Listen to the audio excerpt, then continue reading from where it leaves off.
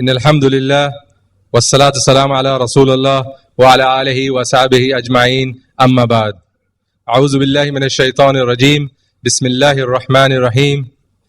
Dear brothers and sisters, Assalamu alaikum wa rahmatullahi wa barakatuh. I welcome you back to the second day of the seminar, Janazah, the final rites. I hope everyone's had a nice rest and sleep, as we have an interesting day ahead of us, where we are going to have a live demo on how to wash and shroud a body.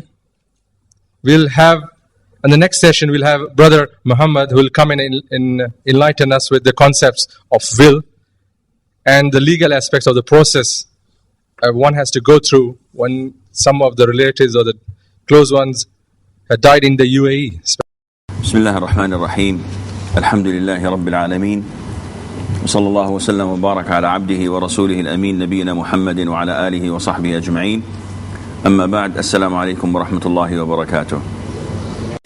Today's course is going to be short, so there is a possibility that we may finish in the first session, maybe the second session. We will try to prolong it as much as possible. The reason? We have main four things left, and that is washing, shrouding, praying, and burial. And these four things are not, there isn't room for putting something from your own pocket. They're covered by a number of hadiths, and the rest is considered to be all from the scholars' ijtihad. They thought of it, this is best to do this, we have to do that with the deceased. But generally speaking, it's very basic. How basic? Wash the deceased and use water and sidr. And in the last wash, you should do that 3, 5 or 7 times, washing it. In the last one, put kafur, so that it would stiffen the body and make it harder. The justification from the scholars, not from the Prophet ﷺ. That is it. How to wash it, how to turn the body, how to make the body sit half position, to clean the stomach. All of this is from the scholars. All of this from the people who practice washing the deceased. But if you don't do it, that does not mean you have gone against the sunnah. And if you do it, that does not mean you have innovated, because the Prophet ﷺ gave you tips, gave you guidelines, 1 or 2 titles. The rest is for you to do. And that is why when you look for in the different schools of thought, you find different methodologies.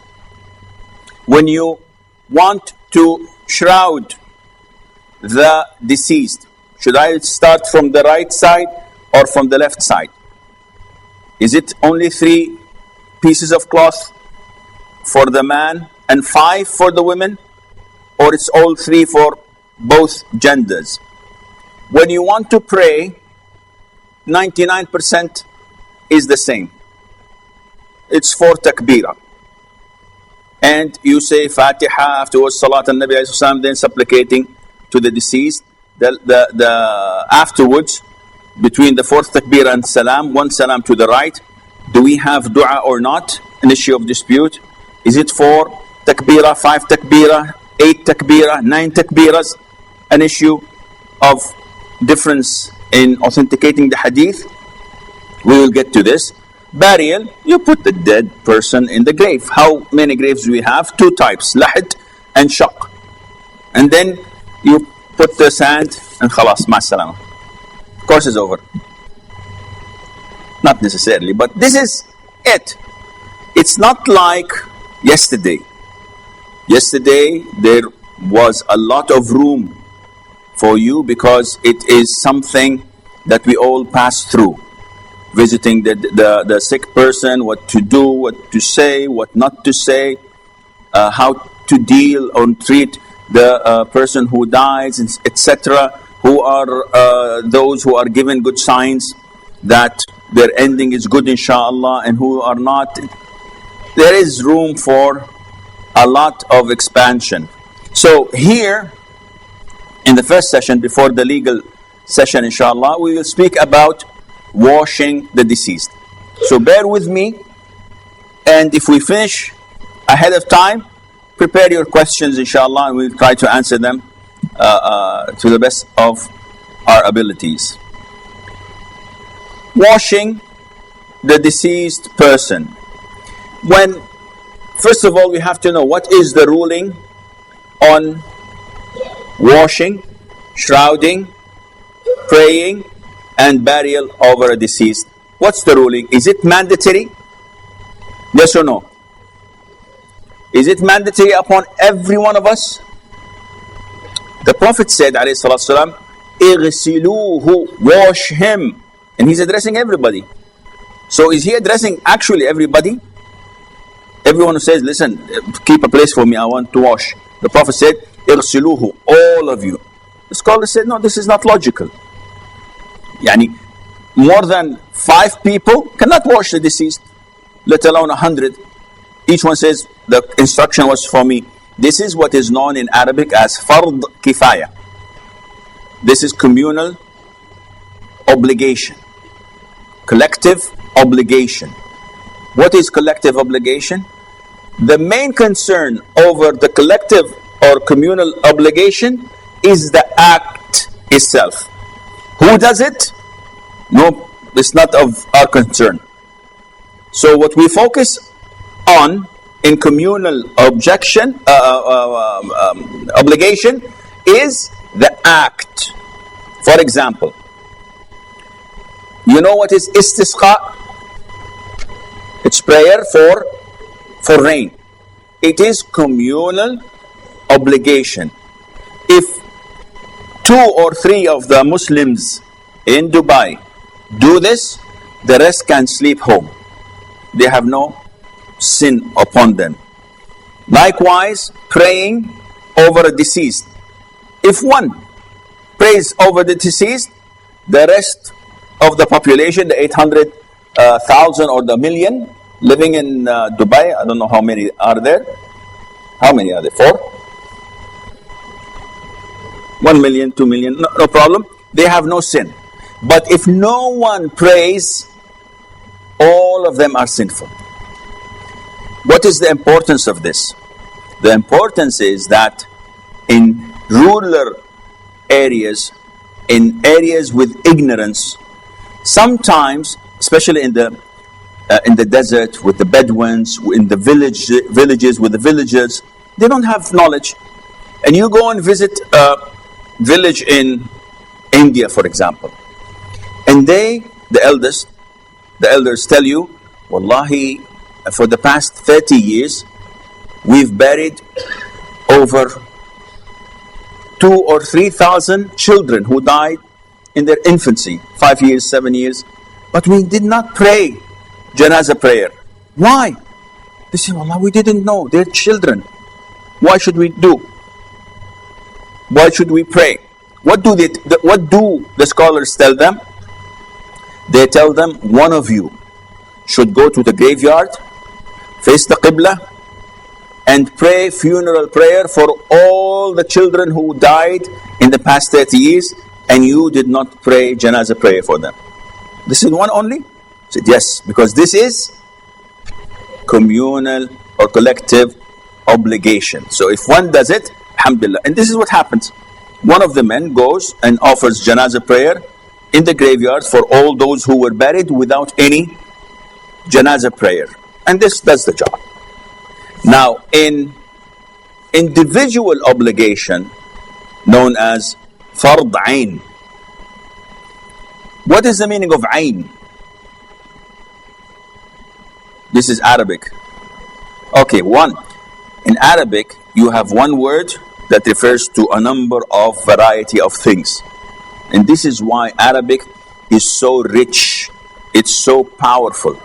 If I'd like to describe something in English, I would say one word.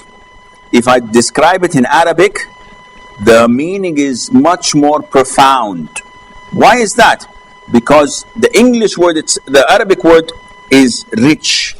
It has a lot of meaning in it, and that is why Allah chose it to be the language of the Quran.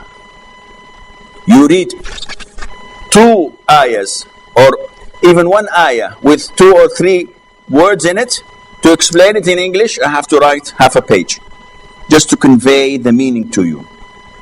And the word ayn, this particular word, if you inshallah study fundamentals of fiqh. People say, oh, Shaykh, I'm not fundamentalist. Give me something else. Give me tafsir. But anything with fundamentalism, I don't want. No. Fundamentals of fiqh is a science that deals with the basis of things in fiqh, where you get the evidences and you put them in their sections. It is the greatest science for those who deal in fiqh, who deal in fatwa. Because without it, you cannot give fatwa. You do not know. Without it, you cannot differentiate between a verse that is general and a verse that is specific. So, if you don't have this knowledge, you come to the ayah, حُرِّمَتْ عَلَيْكُمُ الْمَيْتَةُ وَالدَّمُ.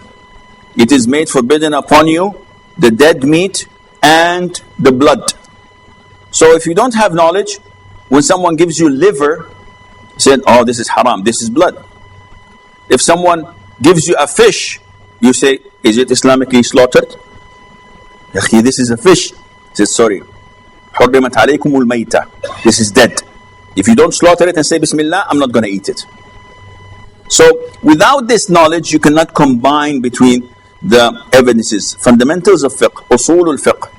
Now, the word ayn is usually taught in this science to display the different meanings that a word can have, so that you, when judging a verse or a hadith, do not fall into the trap of only having one meaning to it. You have to know exactly what was intended. So ayn definitely means an eye. So it's the organ itself, the eye. 2, it can mean a spy.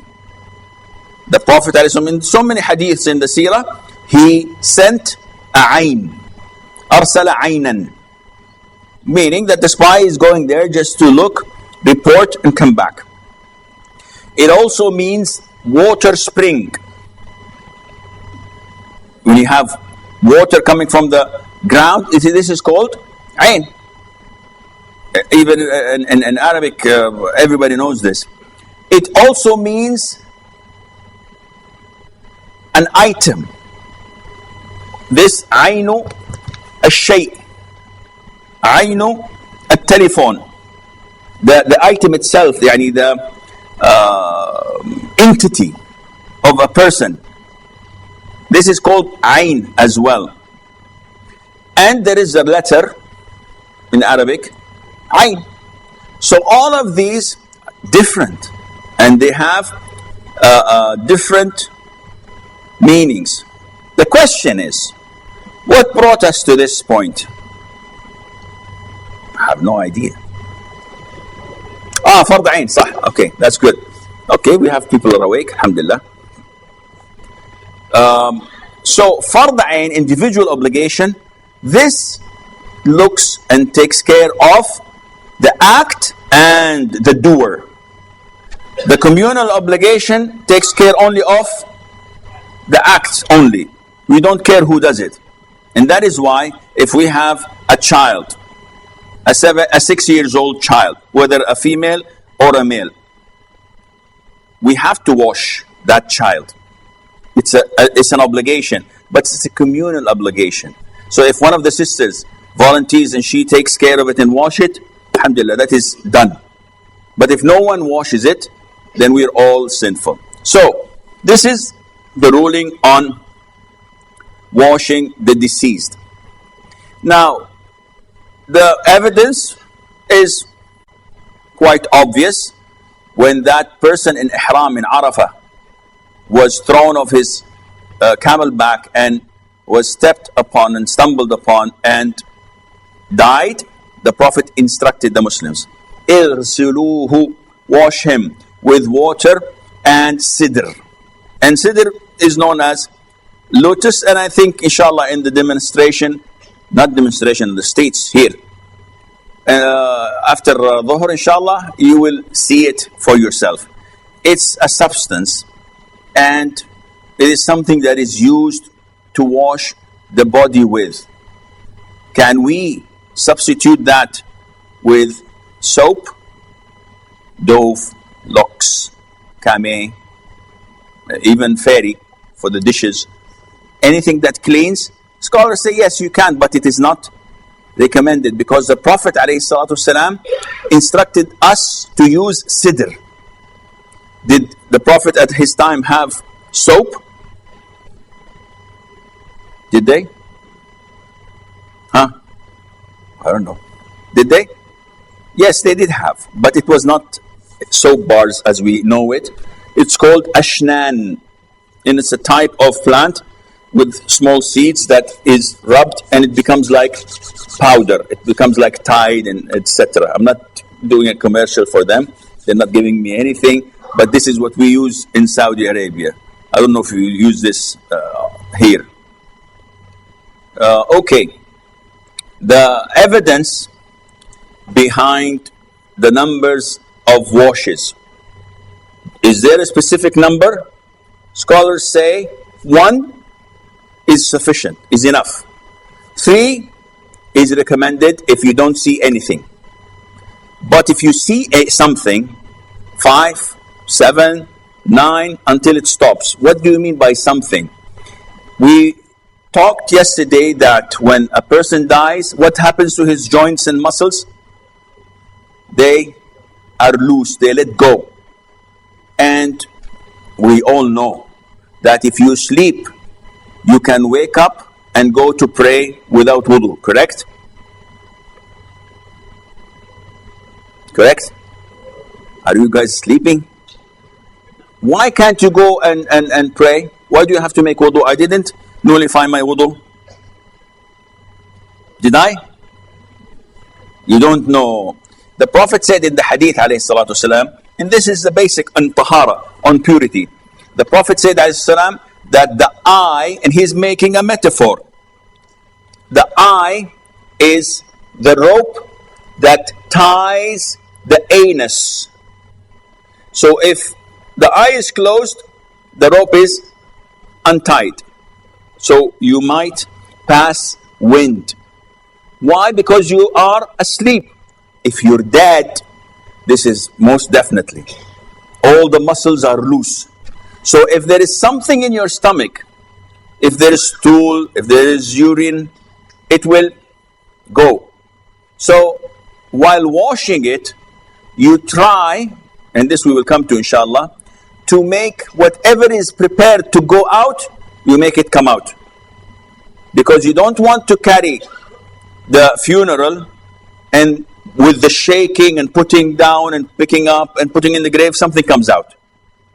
Yani this would not be appropriate for the deceased. And the whole procedure of washing, shrouding, and prayer and burial is to honor the dead person. And this shows you how important death is in Islam. That we pay a lot of respect, a lot of tribute to the deceased.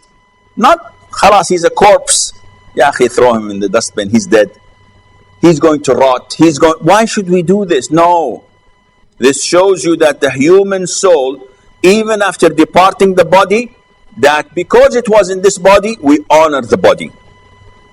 Yani one logical. Okay, let's not speak about Islam. Okay, logical. If an atheist is here, he says, "Yakhi, this is not logical. A person is dead. Why do you wash him 5 times? Why do you put perfume and waste your money on perfuming him? And after 6-7 hours, he's going to rot. He's going to smell. Why do you take so much care of him and carry him on your shoulders and put him in a special way, dug a hole in the ground, while he is going to decay and disintegrate or whatever. So why do you do this? We say because our religion honors the living and the dead. It's not that he died, khalas, throw him. No, he has relatives, he has loved ones, he has respect. So because he was a respectful person while he was alive, he is still respectful even after his death, and we will come to mention more aspects of respecting him. So we wash the deceased once, 3 times, 4, 5 times, 7 times, until we know that he is pure. They have to be in witr, and you notice that in Islam we honor witr. What is the meaning of witr? Odd numbers. And what is the meaning of even? Even numbers? What is the opposite of witr? Shafa'. Ash-shafa' wal-witr. What is the meaning of shafa'? Meaning even numbers. And why do we use the word shafa'? You know the shafa'ah? What is the shafa'ah? The intercession. What's the intercession? Originally in Arabic, if I know this person, he is an influential person in the government and I need some favors. He doesn't know me. So I bring someone who knows him and we both go to his office. How many are we? We are 2. So I brought him to give shafa'ah, to intercede for me in the presence of this government official. And this is the origin of shafa', that instead of being alone, you bring someone else. And from there, it went on to refer to all even numbers. In prayer, in witr, this is not our topic, Sheikh. I know, but I'm stalling for time. In prayer, we have a shafa' wal witr. What is witr in prayer? 1 rak'ah or 3. Can we pray 5 rak'ahs witr? Can we pray 7? Can we pray 9 with 1 salam? 9 rak'ahs with 1 salam? Yes, this is the doing of the Prophet ﷺ. He used to pray 1 rak'ah witr, and he used to pray 3. And the common mistake that the people, our beloved people from India and Pakistan do, is they pray 3 rak'ahs as maghrib. And this is due to they are following the Hanafi madhab, which is not wrong to follow the Hanafi madhab, but it is wrong to follow other than the Prophet's instruction. And the Prophet instructed ﷺ to pray witr, but not to simulate it with maghrib. So you have to pray first rak'ah, stand up, pray second rak'ah, stand up, don't sit for tashahhud, and pray third rak'ah and sit for tashahhud. So the Prophet used to do this ﷺ. 3 rak'ahs in a row, 1 salam, but only 1 tashahhud at the last and third rak'ah. 5 rak'ahs, the Prophet used to pray 1, 2, 3, 4, he does not sit. And the 5th, he sits and make tashahhud and gives salam. 7 rak'ahs, the Prophet used to pray the first 6 rak'ahs without sitting. The last 7th rak'ah, he would make tashahhud and he would offer salam. 9 rak'ahs, the Prophet would pray 7 rak'ahs without sitting. The 8th, he would sit, give the first tashahhud. The 9th, he would sit, give the final tashahhud, and then offer salam. Our topic is not prayer of witr, but this might come handy someday, inshallah, when someone asks you, does the Prophet pray 5 rak'ahs, 7 rak'ahs, 9 rak'ahs? This is the hadith of Ummuna Aisha, may Allah be pleased with her. Okay. When you wash the deceased, the sunnah is to wash it with sidr. And as I stated before, sidr is a greenish substance. It's a plant that is crushed and made as powder. 1 glass of tea. Now, if we have an Englishman, maybe he has got a mug. No, a small glass. You know, the Arabs have a very small glass of tea. This glass is sufficient for 4 liters of water. How do we do it? Usually, you bring the glass of sidr and you put it in a little amount of water, this much, and you like whip it and turn it harshly until it has foam in it. Because we're going to use the foam and we're going to use the water with the sidr in it. Once it has a large foam, we add the water to it. So we have a big bucket of water with sidr, with this much foam, and the water is underneath of it with the sidr. We will come to that inshallah. The sunnah is to wash the deceased 3 times. First 2 times with the sidr. Last time, the 3rd time, we should put what is known as, I don't know if I'm pronouncing it right, camphor. Okay. Yeah, we call it kafur in Arabic. So it definitely is originally an Arabic word. And kafur is a form of perfume. But it is not perfume per se. It is something that helps the skin to be tight, and it has a feature in itself that prevents insects from coming to the body. It repels the insects. And it's also extremely good for healing the wounds and stopping the bleeding. And out of experience, when unfortunately not all deaths are natural. A lot of the deaths are due to accidents, injuries, burns. So sometimes when you wash the deceased, it's not an easy job. Meaning, oh, khalas, alhamdulillah, my brother died, my friend died, my cousin died. Wash him. No, sometimes he can have cuts on his body. It's painful because sometimes he's completely burnt. You wash it, the skin falls. Maybe the meat falls as well. Maybe the bone is exposed. Sometimes you wash and the wound keeps on bleeding. What to do? When you put the camphor, subhanallah, it immediately stops. It prevents the wound from continuing to bleed. Besides, it has the other features as stated before. Among the things that should be done, if the woman has braided hair, usually women braid their hair into 2 or 1 braid, or plaited the whole head, like in the brothers from or the sisters from Africa, they would have like 20 or 30 of them. What to do? Now, if a sister is having ghusl for menses after finishing, or for sexual impurity, for janaba, if she has these braids, is she obliged to undo them for ghusl? The answer is, scholars say yes, scholars say no. It's an issue of dispute. But the authentic opinion is that she does not have to do that. Because this is something that's happening every night or once a month. And it's tiresome, it's difficult for them to undo them and do them again. The Prophet ﷺ said, you don't have to do this. But of course, when washing the body, you have to make sure that the water reaches the skull. And you have to wash the braid itself. But you don't have to undo it and make sure that it goes inside each and every one of them. This is not what the Prophet instructed ﷺ. In the case of a deceased woman, do we have to? Am I speaking a different language, brothers and sisters?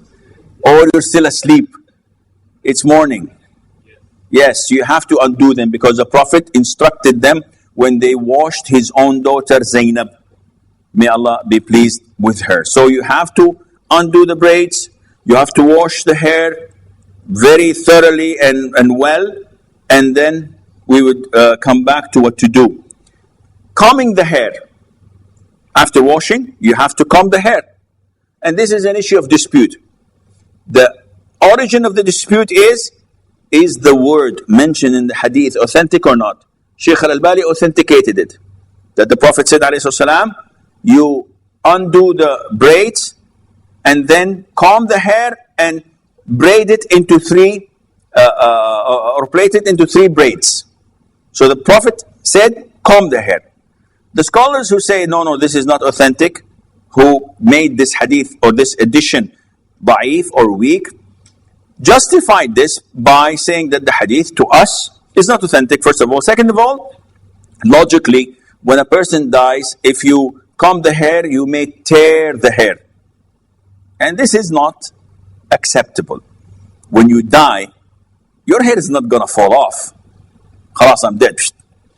If you pull the hair, it's going to come in your hand. If you pull the nose, it's going to come out. It's not Lego.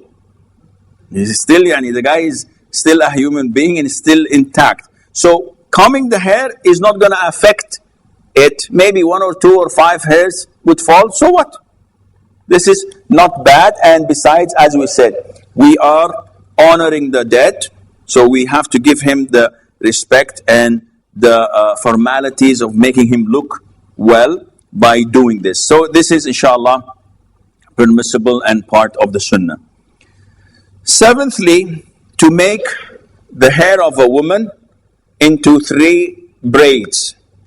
To plait it into 3 braids. And how we do with this? You have 1 from the top, from the front. You have 2 from the sides. After you braid it, you put it under the woman's head, because she'll be lying, all the dead will be lying on their back when we wash them.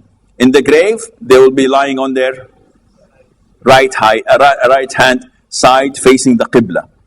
And we will come to that inshallah.